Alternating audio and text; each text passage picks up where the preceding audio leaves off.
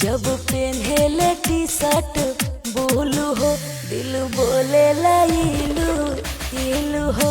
जब पेन्हेले T shirt blue हो दिल बोले इलू इलू हो। झाड़ी के केसिया लगाई के चश्मा चलस तो नजर ना हटे राम। अरे इतना सुंदर रजऊ मोर नजरिया के होके लागे न राम। फिल्मी रउआ से भी सुपर से ऊपर लागे राम। फिल्मी रउआ से साउथ के हीरोआ जैसा बट एकदम लुक हो। देखो ते ही करे जा करे लगल धूक धूक हो।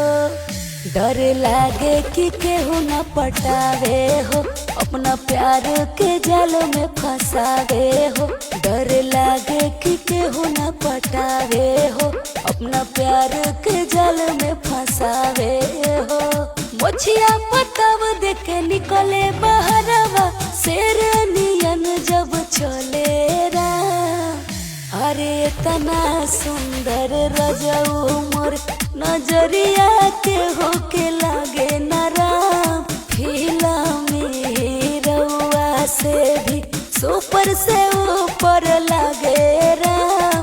फिल्मी रउआ से दोनों बेरा करे कसरत बड़े पहलवान हो।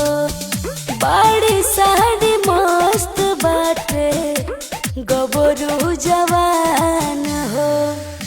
अरे पियवा उपेंद्र कैमूरी हो हमर करे ले इच्छा सब पूरी हो।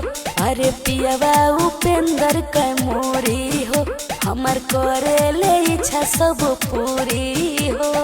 ममता मोरा के खुशी देवे में कमी न कवनो करे राम। अरे इतना सुंदर रजऊ मोर नजरिया के होके लागे न राम।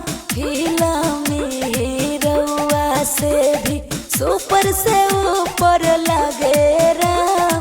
फिल्मी रउआ से जब पेन्हेले टी शर्ट ब्लू हो दिल बोले इलू इलू हो।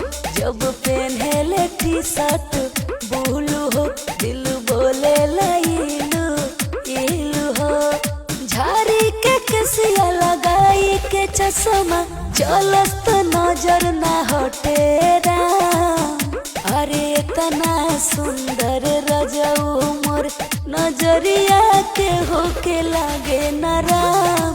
फिल्मी रउआ से भी सुपर से ऊपर लागे